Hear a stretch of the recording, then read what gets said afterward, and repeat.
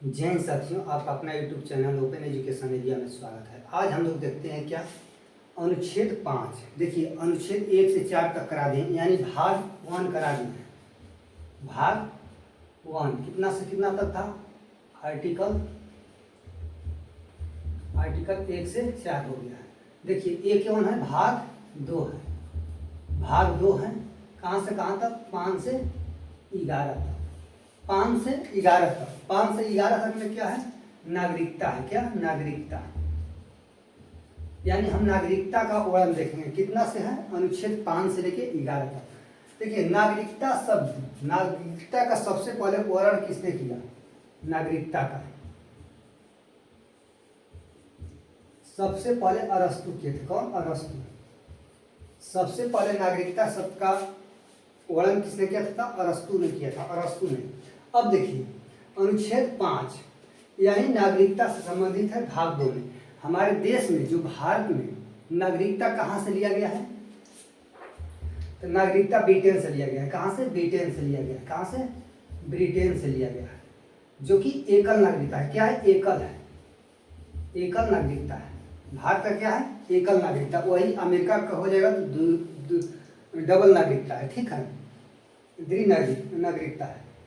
Britain का क्या हो जाएगा? एकल नागरिकता। ब्रिटेन के नागरिकता से लिया गया। कहाँ से लिया गया है नागरिकता? भारत का ब्रिटेन से लिया गया है, और जो कि भारत का नागरिकता कैसा है? एकल नागरिकता। अब देखिए भारतीय संविधान में अनुच्छेद 5 से लेकर 11 तक नागरिकता है। भाग 2 में आता है। अब देखिए कह रहा है कि अनुच्छेद 5 है क्या भाई?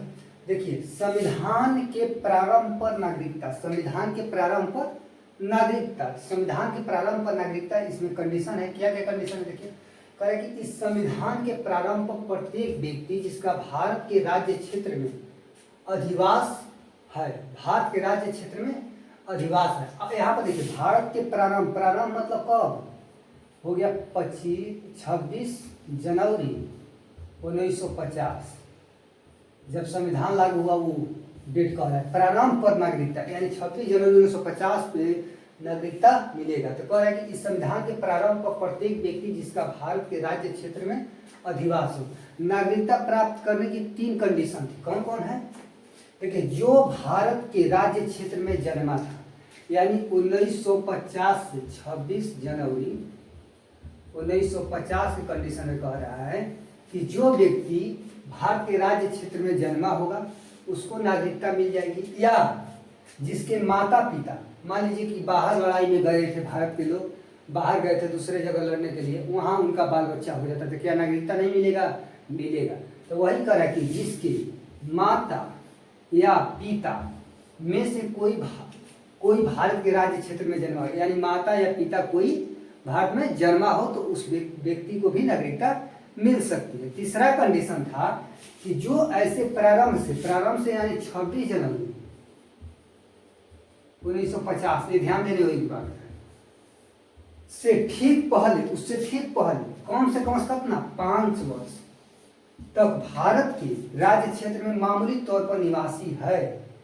यानी प्रारंभ से यानी 26 जनवरी 1950 से ठीक पहले कम से कम 5 साल तक रहा हो भारत का नागरिक, रहा हो मतलब आता हो रहता हो, लेकिन घूम के फिर चला जाता हो, फिर घूम घाम के 2 महीने 4 महीना के बाद फिर आ जाता हो भारत में। यानी 5 साल तक भारत में रहा हो तो भारत के किसी राज्य क्षेत्र में, तो उसको निवास या भारत का नागरिकता मिल सकता है। ठीक है, तो देखिए नागरिकता तीनों में से कोई एक कंडीशन रहेगा तो आपको भारत की नागरिकता मिल जाएगी। कोई एक राज्य क्षेत्र में जन्मा हो, माता पिता में से कोई एक आदमी भारत के राज्य क्षेत्र में जन्मा हो, या कौन से कौन आप 5 वर्ष तक रहे हैं। तो अनुच्छेद 5 यही कहता है कि नागरिकता से संबंधित है कि नागरिकता कैसे मिलेगी। तो 3 कंडीशन है, उसी अनुसार आपको मिलेगी। नागरिकता का वर्णन किसमें है? भाग 2 में है। अनुच्छेद 5 से 11 तक है। आज 5 करा दिए, 6, 7, 8 रेगुलर हम कराते रहेंगे, आप लोग जरूर देखिएगा।